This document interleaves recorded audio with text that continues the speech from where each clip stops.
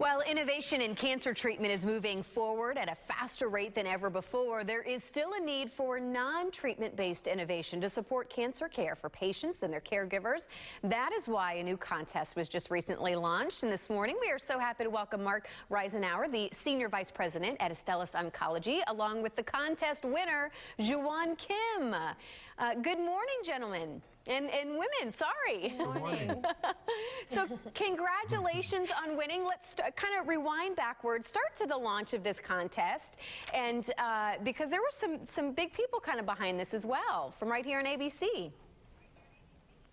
Yes. So about a year ago, we were looking for some ideas and programs to execute that would be in support of what we're doing in cancer care at Astella. And we have treatments for cancer, but we wanted to look at non-treatment innovations and be able to source them externally. And at the same time, as we were trying to come up with ideas of how to do this, I was going through my own personal journey as a caregiver for my father who had head and neck cancer, and I got to experience firsthand how there's a lot of unmet need and a lot of gaps in terms of tools and resources for patients.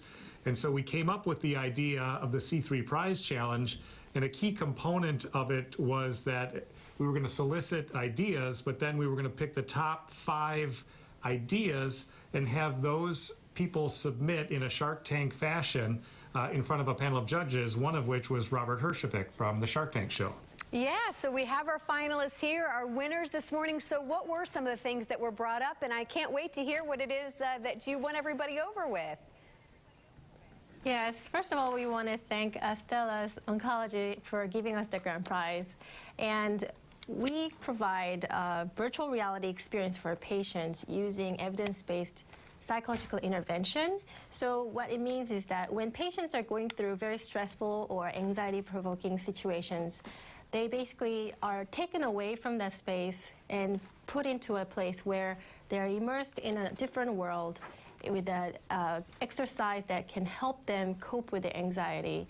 So we empower the patients, and it's not just when they're wearing the VR, virtual reality, but they learn these coping skills outside of virtual reality on a day-to-day basis. So we use this Gear VR, which is a very plug-and-play solution, and we are a software company, and they basically play, for pediatric patients, they play a chemo game, which they target the cancer cells using chemo juice, and they are kind of partaking in the treatment process rather than being an observer of chemo juice going into their body. So they learn about what chemo does to their body, and it's very positive aspect of psychological intervention. Wow, and that's what I love about this contest too, is it, again, I think so much of the innovations maybe is geared towards the actual treatment of cancer, but there's such a bigger piece to the family and to the caregivers. Are there some other things that came out of this contest as well that we're going to be able to see kind of in fruition? Yeah, the other 2 winners that I'll mention briefly had very innovative ideas, one of which was light therapy. Currently it's being used for seasonal affective disorder, but the idea was to use light therapy to help address either cancer fatigue or cancer treatment fatigue, which is a huge unmet need, and that's a big complaint of a lot of cancer patients. So that was one of the other first place winners, and then another first place winner had an online community, and this was based in Australia, where they were connecting physicians and other healthcare professionals with cancer patients, men with actually prostate cancer, who were in remote areas of Australia and didn't have access to therapy.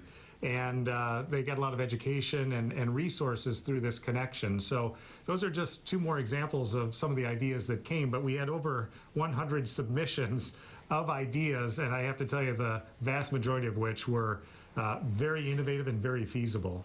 Okay, thank you so much. Thank you. We appreciate you.